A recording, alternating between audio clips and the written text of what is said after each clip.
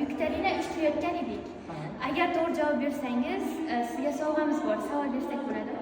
Mayli. Yangi tahrirdagi konstitutsiya nechta moddadan iborat? 155 ta. To'g'ri javob berdingiz.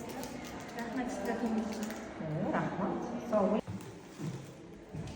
Assalomu alaykum ustoz.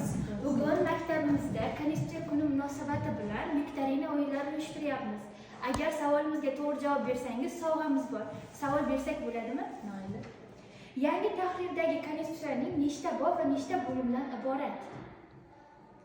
Yangi tahrirdagi konstitutsiya 27 bob, 6 ta bo'limdan iborat. To'g'ri javob berdingiz. Ishtirokingiz uchun rahmat.